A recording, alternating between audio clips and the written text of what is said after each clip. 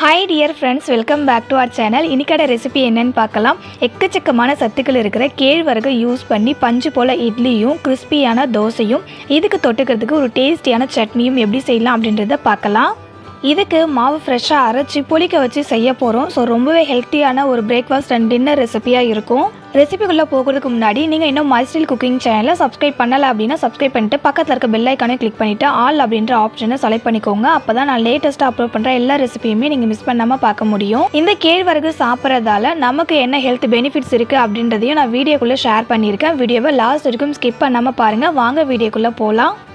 ஒரு பாத்திரத்தில் 1.5 கப் அளவுக்கு கேழ்வரகும் 1/2 கப் அளவுக்கு வெள்ளை உளுந்தும் சேர்த்துக்கோங்க. இது கூட 3/4 கப் அளவுக்கு இட்லி அரிசி சேர்த்துக்கலாம்.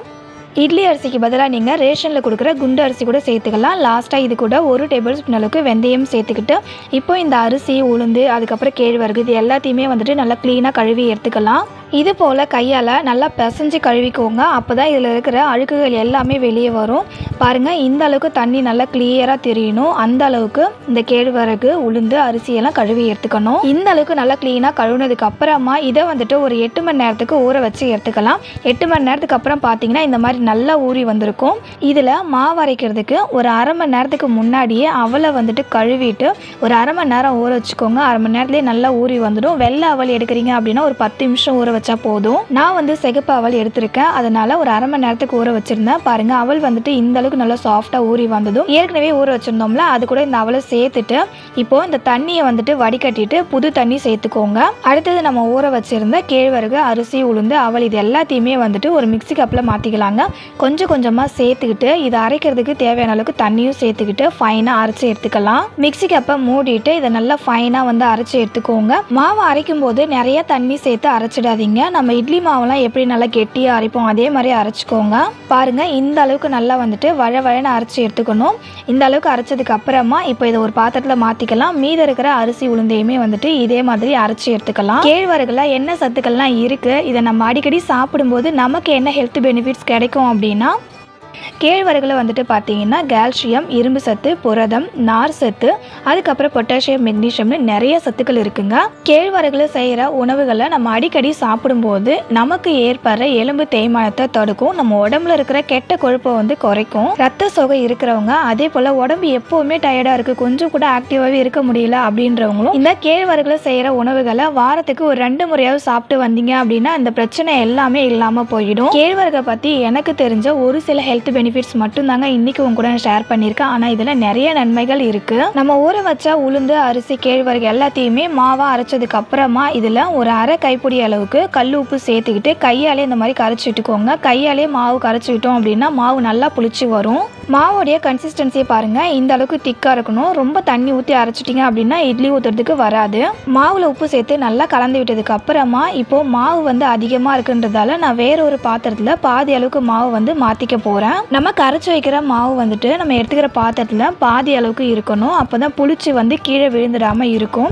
பாருங்கள், இந்த பவுலில் பாதி அளவுக்கு மாவு தான் நான் வச்சுருக்கேன். இந்த மாவை மூடி போட்டு மூடி வச்சு 6லேருந்து 8 மணி நேரம் புளிக்க வச்சிடலாம். அப்போ தான் நல்லா புளிச்சு வரும். அடுத்தது சட்னி ரெடி பண்ணிக்கலாம். அதுக்காக பேனில் 2 டேபிள் ஸ்பூன் அளவுக்கு எண்ணெய் சேர்த்துட்டு எண்ணெய் சூடானதும் இதில் ஒரு 100 கிராம் அளவுக்கு வேர்க்கடலை சேர்த்துட்டு நல்லா வறுத்து விட்டுக்கோங்க. வேர்க்கடலை வரப்பட்டு வந்ததுக்கு அப்புறமா இதில் 3 பச்சை மிளகாவை 2 கட் பண்ணி சேர்த்துக்கோங்க. அடுத்தது 2 பெரிய சைஸ் நல்லா பழுத்த தக்காளியை சேர்த்துக்கிட்டு இது கூட ஒரு 1/2 கைப்பிடி அளவுக்கு கொத்தமல்லி இலை சேர்த்துக்கலாம். சேர்த்துட்டு இந்த தக்காளி நல்லா மசிஞ்சு வதங்கி வரணும், அது வரைக்கும் வதக்கி விட்டுக்கோங்க.